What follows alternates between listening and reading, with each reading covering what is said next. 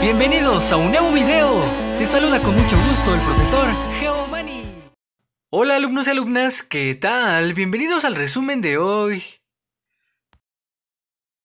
Asignatura Matemáticas, envíos por paquetería, aprendizaje esperado, lectura de planos y mapas viales. Clase de hoy vas a revisar mapas viales que recibimos de Emiliano. Nos platicó que su papá es repartidor de paquetería en automóvil. Nos pide que le ayudemos a trazar los trayectos que hace su papá para la entrega de mercancía.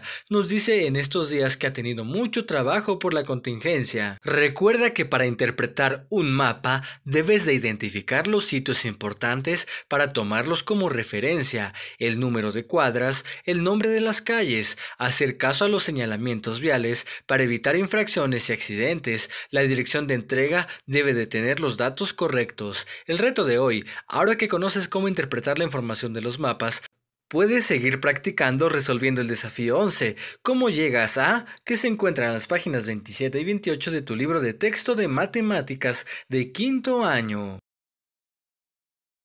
Asignatura Español. Vamos a investigar sobre los huracanes, aprendizaje esperado. Utiliza la información relevante de los textos que lee en la producción de los propios. ¿Por qué llueve tanto? ¿En qué época del año llueve más? Son preguntas muy interesantes. Les contaré un poco de lo que sé. La época de verano en México inicia el 21 de junio y finaliza entre el 21 y 23 de septiembre. Esta estación se caracteriza por ser bastante calurosa durante el día y con ocasionales lluvias por la tarde y la noche. Es por eso que hay días muy lluviosos, aunque también ha habido muchos huracanes que tienen nombres. Tienen una gran infinidad de preguntas sobre esto de las lluvias y también de los desastres naturales. El tema que podríamos investigar hoy serían los huracanes. ¿Estás de acuerdo? Como en la clase pasada lo hicimos, primero vamos a anotar todo lo que nos interesa sobre ese tema, todo lo que quisiéramos conocer. Por ejemplo, ¿qué es un huracán? ¿En qué época se producen los huracanes? ¿Dónde se forma un huracán?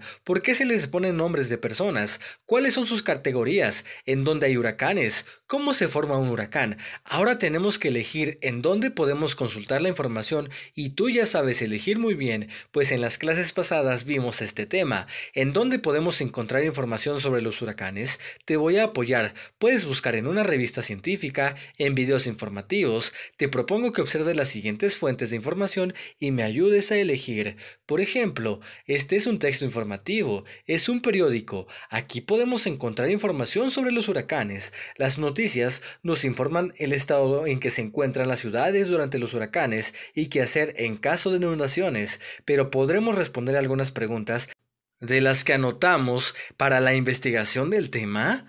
¿Qué es un huracán? Un huracán es un fenómeno meteorológico. Resulta ser un tema muy interesante porque algunos hemos vivido fuertes lluvias provocadas por un huracán. También podemos responder la pregunta, ¿en qué época se producen los huracanes? La respuesta es en verano, porque es cálido. Podemos agregar que son los dos fenómenos meteorológicos más devastadores de la Tierra, ya que son capaces de destruir grandes superficies y territorios.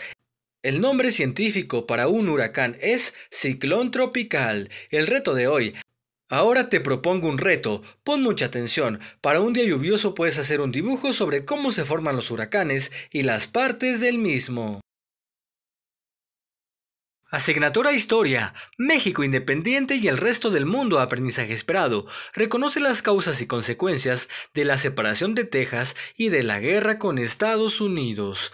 Hoy continuaremos con la historia de Texas. Nos quedamos en que México ya había firmado la independencia de ese territorio en 1845. Texas pasa a formar parte de Estados Unidos. Recuerda que desde el principio los colonos que llegaron a vivir ahí eran estadounidenses. Los colonos recibieron todo el apoyo de ese gobierno para lograr la independencia. El gobierno de México también estaba muy molesto y esto apenas estaba por comenzar, pues se encontraba entre los planes del gobierno de Estados Unidos apoderarse también del territorio de California y de Nuevo México. Había colonos estadounidenses viviendo en estos territorios, tenían poca población de origen mexicano y su control y administración era complicada para el gobierno mexicano.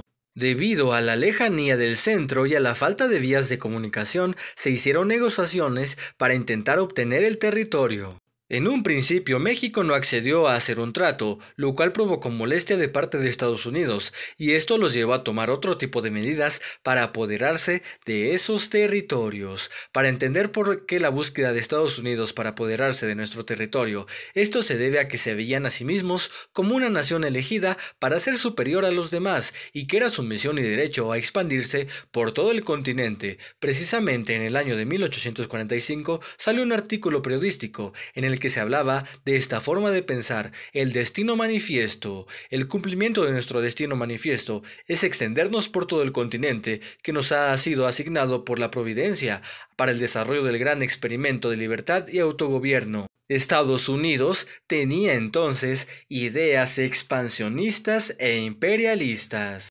Fue en abril de 1846 cuando empezaron los ataques desde la frontera de Texas y Tamaulipas, pero fue hasta mayo de ese mismo año cuando Estados Unidos declaró de manera oficial la guerra contra México, buscando como objetivo apoderarse sobre todo de los territorios de California y Nuevo México. Los estadounidenses comenzaron a atacar por dos frentes. Por un lado estuvieron atacando desde Tamaulipas, Nuevo León y Coahuila, y por el otro lado empezaron a avanzar hacia Nuevo México y California. Entonces, recapitulemos. En 1830 los colonos estadounidenses comenzaron a expandirse sobre todo al estado de Texas. En 1835 se deroga la Constitución de 1824 y se da fin a la República Federalista. Se aprobaron las bases de la reorganización de la nación mexicana y México se convierte en una república centralista. En 1836 se expidieron las 7 leyes constitucionales de la República Mexicana. En 1836 también empiezan los enfrentamientos entre el ejército mexicano y los colonos rebeldes. Santa Anna es capturado y firma los tratados de Velasco,